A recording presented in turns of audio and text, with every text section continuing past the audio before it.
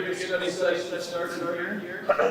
We'll call this to order at 7:46 p.m. And I will immediately turn this over to Chief Anderson for discussion on Trenton Fire Station's impact on the fire, police, and municipal building improvement bond, impact on the fire department here in particular. So, Chief Anderson, feel free to take it away.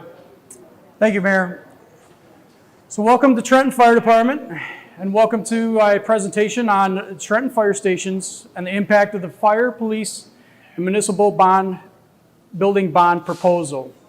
I want to take a second to thank the Mayor and Council for the opportunity to put on this presentation. Thank the people for showing up to listen to me speak. And of course, a special thank you to the men and women of Trenton Fire Department. What you guys do for their community day in and day out is surely recognized. Uh-oh.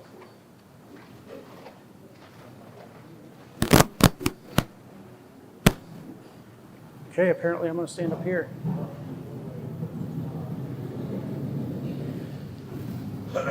So a few things that we're going to go over. Preparation for doing this project and proposal. History of the Trenton Fire Stations. Some of the deficiency of our existing stations, in particular, the location of the stations and how that impacts our community. Our apparatus size and the space it takes to house them. So, and then also some safety design configurations, what we have, what we don't have, etc. So in preparation of this, I've had the opportunity to attend two different station design conferences. One that was well before this bond was even proposed. I wrote a research paper for EMU for Staff and Command Program on fire station location analysis. Met with the collaborative group during our structural building assessments that were completed. Had opportunities to meet with architects that specialize in critical infrastructure buildings, in particular police and fire buildings. Took many tours of the surrounding area fire departments. And then again, I got an opportunity to, as I mentioned, attend the Station Design Conference this year, where we also got to have some one-on-one meetings with other architects in this field of critical infrastructure. The second time had a little different viewpoint, knowing that we do have a bond proposal that we're putting before the public.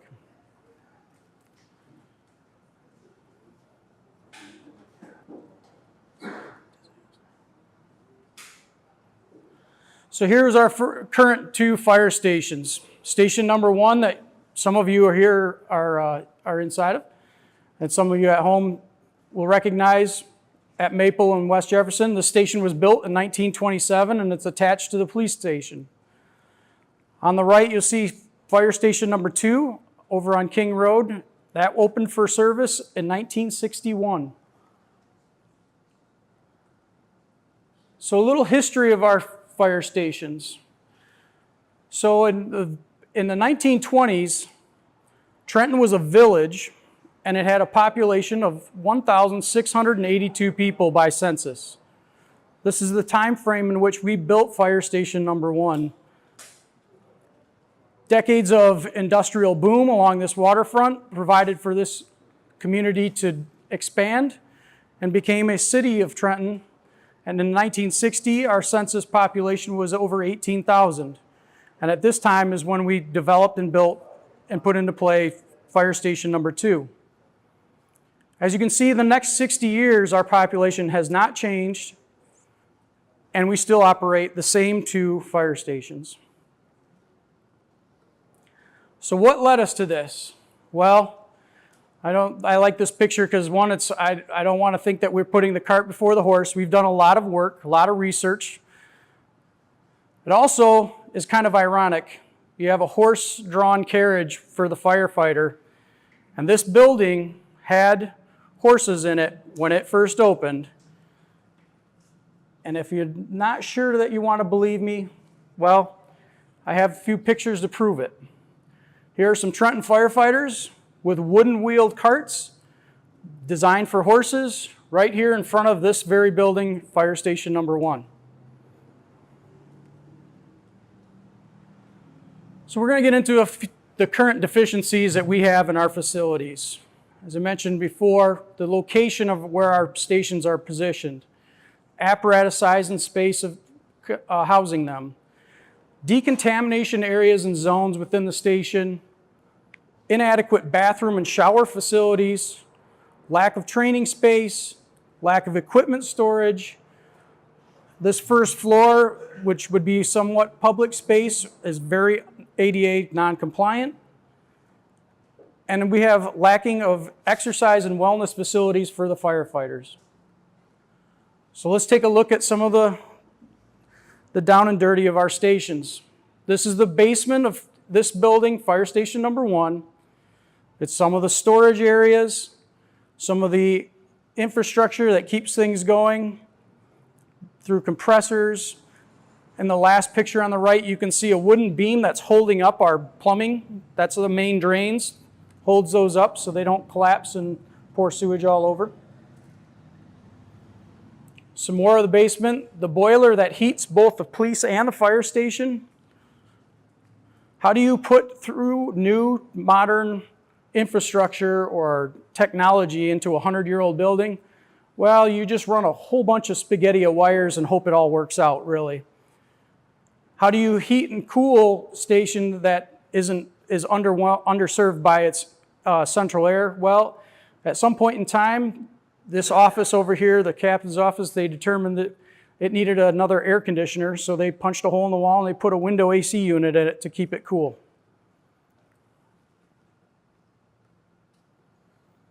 So these images here were taken from the collaborative report, and very small font on here, I apologize, but the comments on it are telling. Concerns expressed over safety and effectiveness of main stairway and railing during time-sensitive events. Time-sensitive events are those emergency calls, and those firefighters are, for essential lack of a better word, running down these stairs to climb on the trucks to go to the calls. And they feel it is a safety concern. This middle picture is some of this brick and stone masonry, and it's crumbling and deteriorating. The last picture there is showing in one of the bedrooms the space heaters we have to help keep that warm during the winter, because the heating system doesn't do it justice.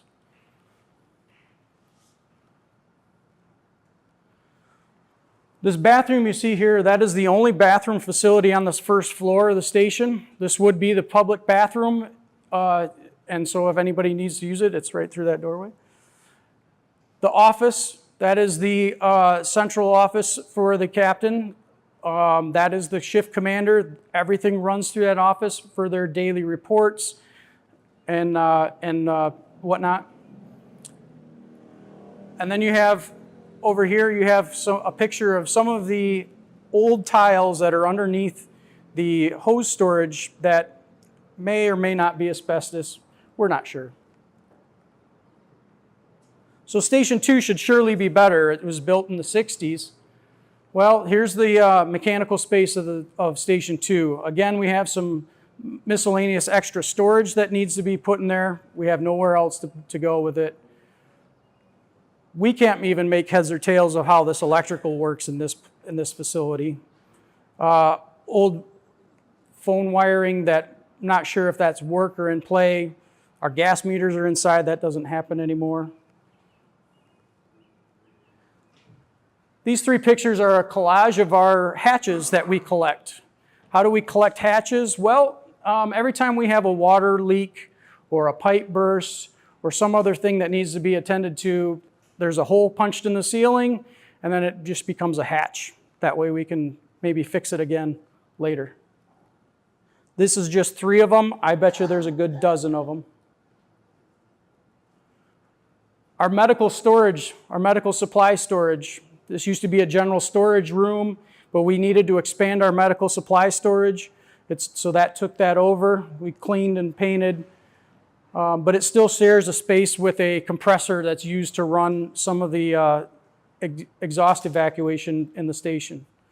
The other 2 pictures are Some of the pipe wrap that may or may not be asbestos that are covering some of the heat pipes throughout the station that are all deteriorating, and we just try and avoid it.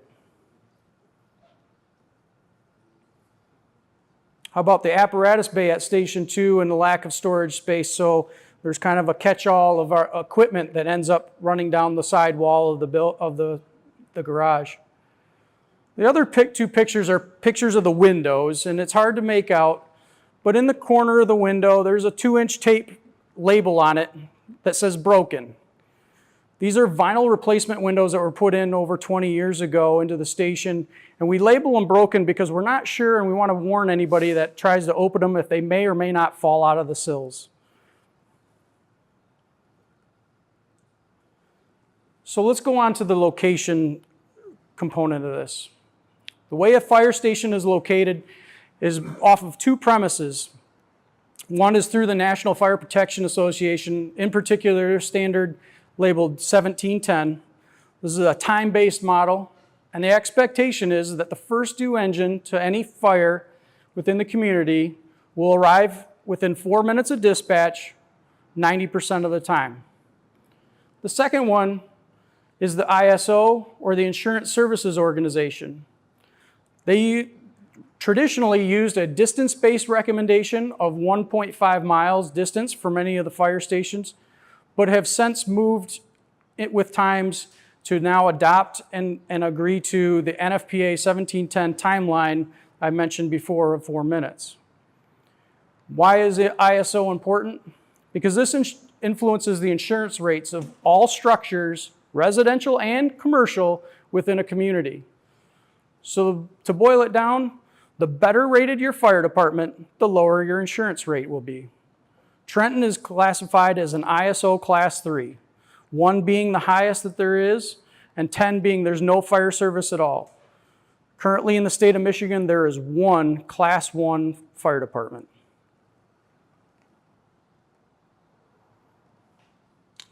So let's look at that 4-minute response time a little bit more in depth using some maps. These maps were created using GIS software, which is a Geographical Information System. On this map on the left, you'll see the map of Trenton. You'll see the 2 current existing stations plotted on the map, and this red blob. And that red blob indicates the reach that those 2 stations can complete within 4 minutes. As you can see, there's a decent amount of Trenton that is not served within 4 minutes. On the right, we're going to look at a map that has had 1 centrally located station plotted in the general West Road and Fort Street intersection. As you can see, that 4-minute response time has dramatically improved, and I want you to also point out that this 4-minute blob is of normal traffic speeds. This is not lights and sirens. So why is this important? Because time is of the essence. This chart here shows the fire growth of the modern day structure fire. In the past, it was an expectation you might have had 15, 17 minutes to escape your home in an event of a fire. We're now at the moment where we're looking more like 3 to 5 minutes is the timeline. So it is crucial that the fire truck can arrive as soon as possible to start knocking that fire down and saving lives. On the right, I added a little thing because a lot of what we do is the EMS response. So it's also critical to how soon our ambulances can get to those people in need. 5 to 10 minutes without oxygen equals some level of permanent brain damage.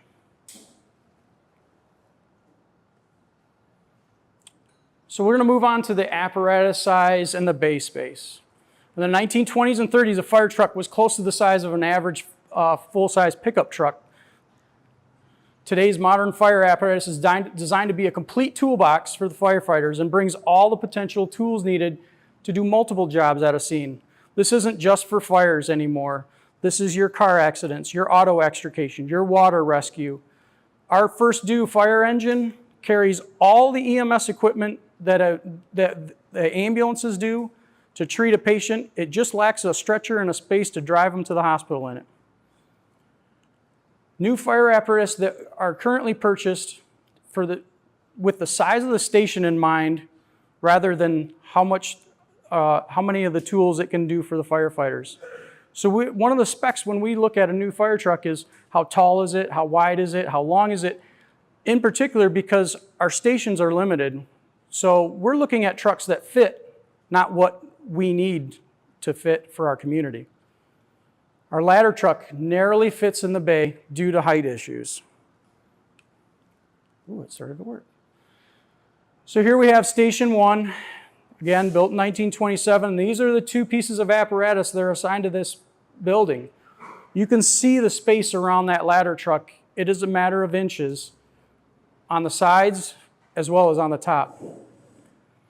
On the upper right side, you'll see the standard size fire engine today.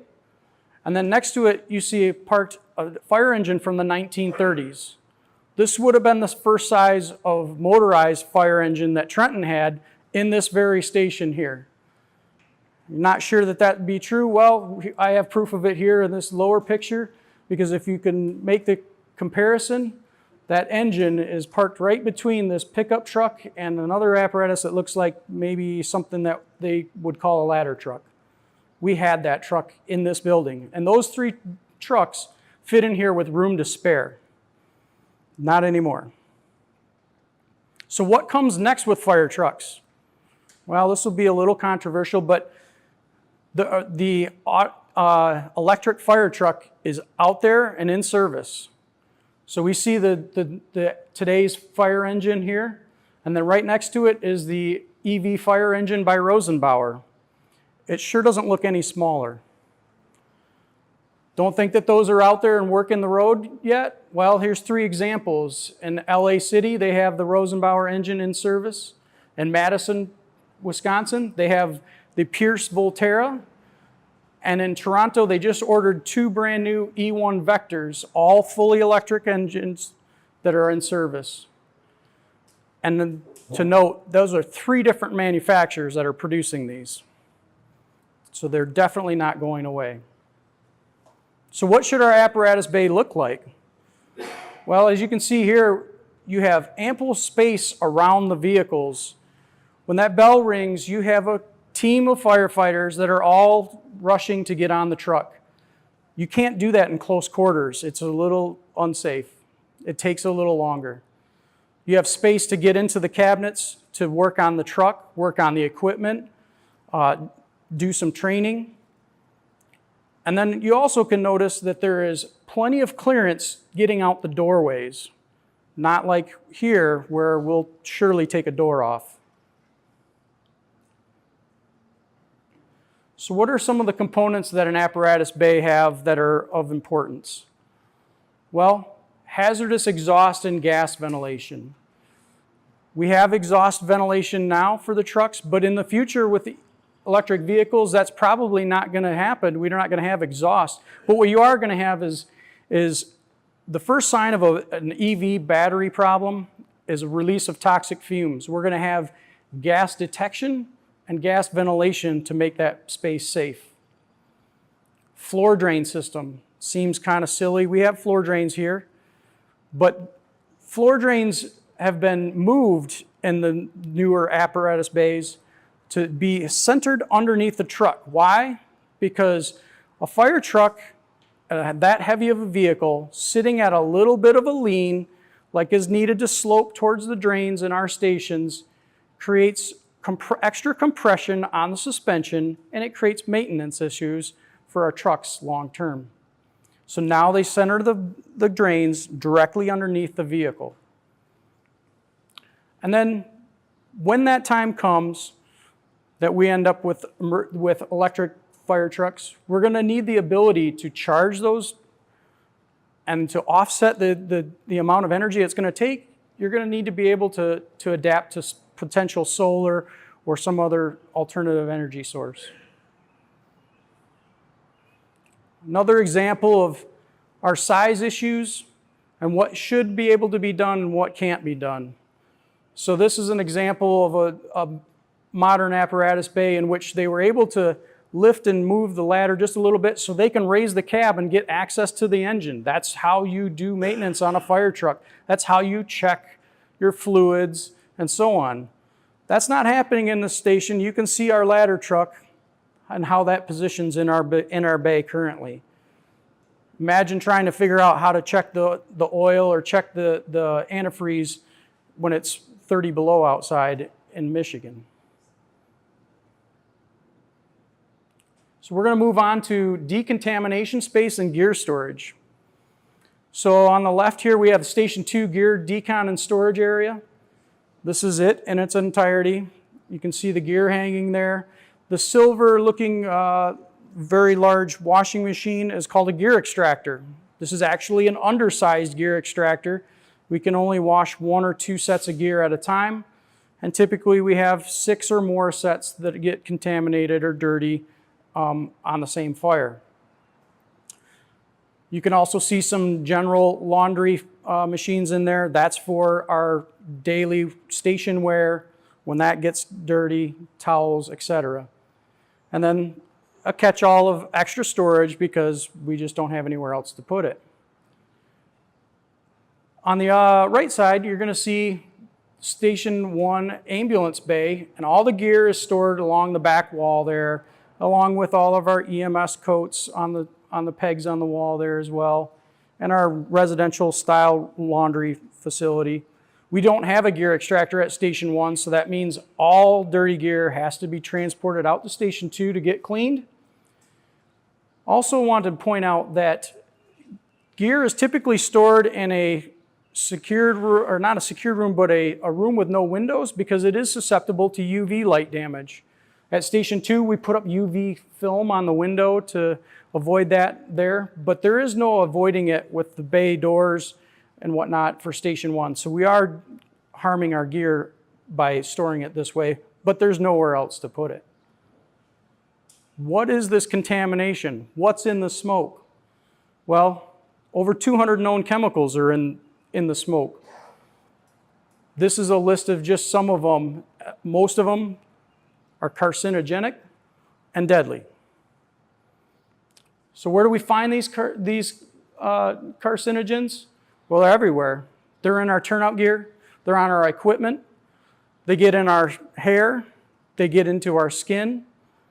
They get into our duty uniform underneath our turnout gear, which needs to be washed. And this little picture of the firefighter getting hosed off, well, that used to be our answer. That used to be the totality of the answer to the problem. We'll just hose it off, you'll be fine. So now there's new standards, and how does this pertain to the station? How can the station help with this decontamination?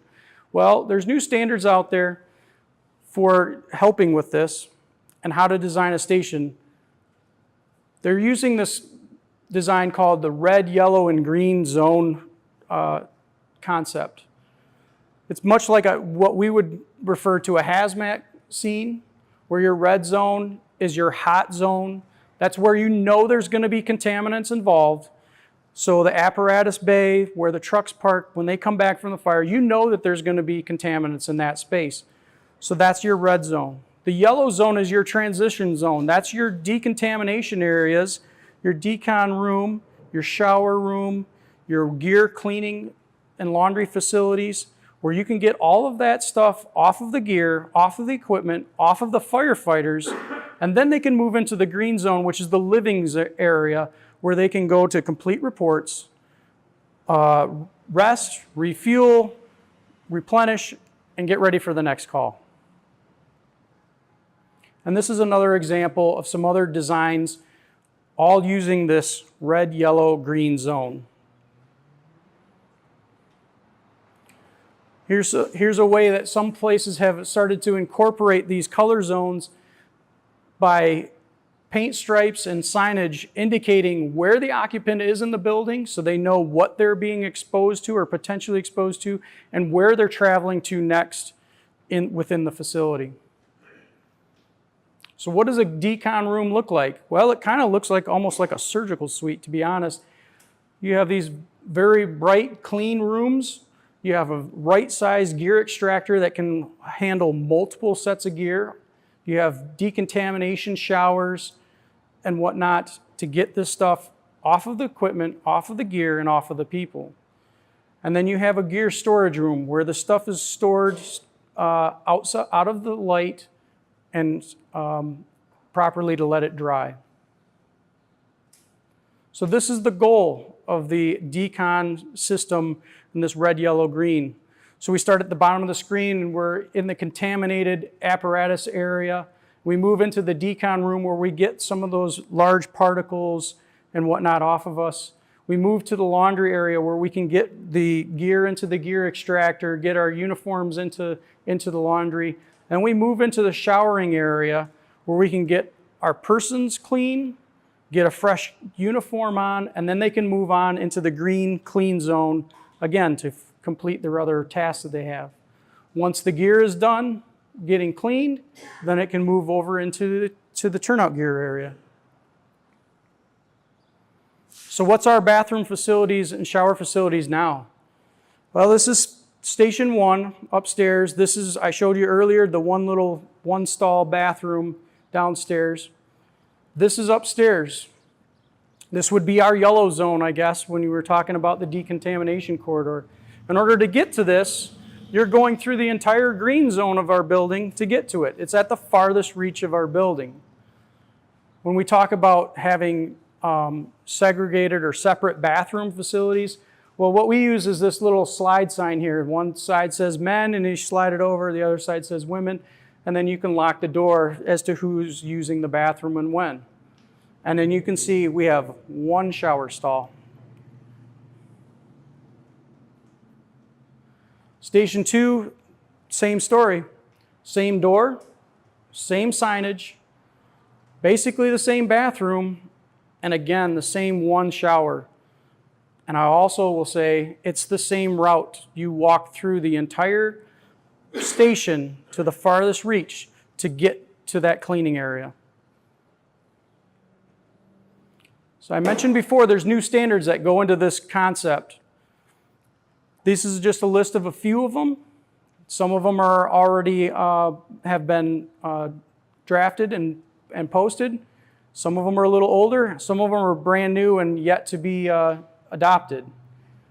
Why do I show this?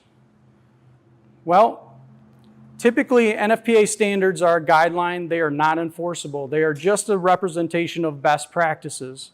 However, OSHA, this is taken from a headline of an article I just found in which OSHA is going to change the regulation for fire service. And this laundry list of NFPA standards are going to be whole or in part adopted as regulation by OSHA, which we will be held to. When that happens, how will Trenton fare? I'm not sure. That hasn't been accomplished yet, but this is coming, rest assured. So when we talk about training space, we don't really have a training space. This is the upstairs of Station 1, our locker room area. You can see there's a little bit of an open area, so this is what we use for our classroom. We get out these tables and chairs that we're using for this council meeting currently, and we set those up to do our classroom stuff. We invite outside instructors paid for by the state of Michigan, other departments that come to participate, and this is what we have to work with. It's either that or the apparatus bay, and in the wintertime, that's really not a good option. On the right, you have a couple examples of a proper training room that not only the firefighters can use, but we can actually engage in more public education opportunities for CPR training, stop the bleed, and so on. This will do well for the city of Trenton. Firefighters need physical training opportunities. Some of the newer design of stations, they incorporate some training evolution space into their apparatus bay or into a training tower attached to the building to allow them to work on and hone their physical abilities for when that time comes. And the last thing I want to speak about is exercise, health, and wellness. Physical fitness is a cornerstone to the fire industry today. We are currently a little lacking, as you can see on the left side. This is our exercise space upstairs. It's basically on a pathway to some of the bedroom space. Being on a second story, it's a little difficult to bring large size equipment upstairs, so we're pretty limited on space and what we can afford to carry up these stairs. You can see some examples of what is a little more appropriately outfitted fire stations. A fit firefighter has a better mental health and is better prepared to do the job. So I want to thank you for your attention. If you have any questions, I will be happy to answer them. And if you come up with a question later, here's my contact information, or you can also visit the city website, trentonmi.org.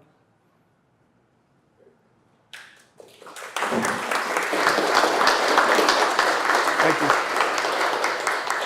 Well, thank you very much, Chief Anderson. I don't have my thing. That's all right. I'll just shout. So thank you, Chief Anderson. We certainly appreciate that. I think it provided a tremendous amount of insight into the guts of the department and the current stations that we have now for folks, frankly, spaces that the average resident will never see. So I want to give council a chance here to ask any questions, provide comments that they have, and we'll give another opportunity to close for public comment too. But just want to say again, Chief, great job. This was all really, really important stuff. And it's, I think, going to be very, very insightful for folks watching at home right here. So, anyone from the council have anything that, let's see, Councilman Berger? Oh, Councilman Rodriguez, and did you have something to do? So, I have a question about the NFPA. Sure. When they roll something new out in regards to regulation, is there a time frame that we're able to get things done as far as like upgrading to those regulations? And also, too, do they have grants that we go after to assist us in doing that? Because I know that you're consistently along Sure. two pockets always looking for grants. Sure.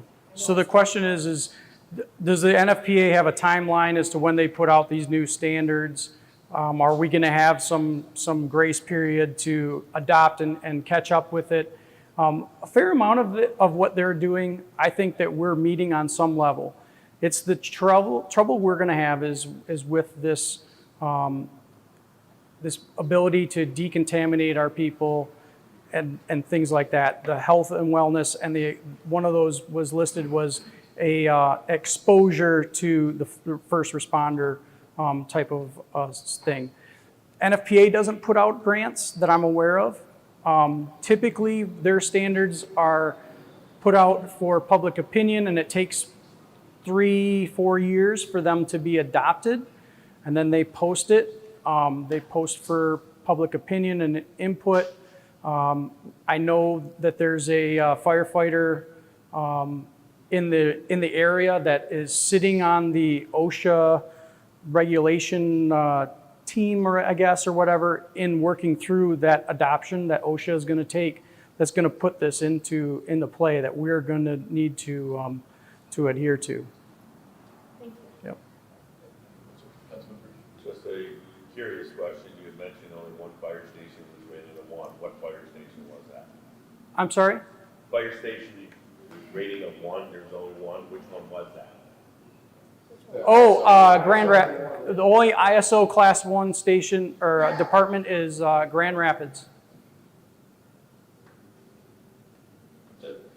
Curious. Anyone else have any questions, comments left from council? All right, we'll open up to the public now too. If anyone has any questions, comments, concerns, feel free to begin with your name and address. It has to limit your comments to 5 minutes. And yes, direct any questions through myself and the chief. So, right. Not seeing any. Again, just want to say thank you again, Chief Anderson, for putting this together. Thank you to the department and everyone who had hands in setting this up for everyone tonight. And do want to remind folks, I know it was mentioned during the regular meeting, that Not this coming weekend, but the weekend after is the Trenton Summer Festival, and there'll be opportunities to check out the station here next door at the police department throughout the day, Friday and Saturday as well, for folks that want to get a better look at some of the things within reason here. So, seeing nothing else, entertain a motion to adjourn. So moved. All right, we'll adjourn this meeting at 8:21 p.m.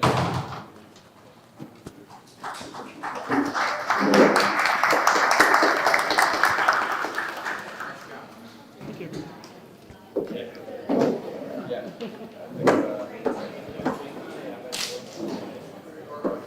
Thank you. Yeah.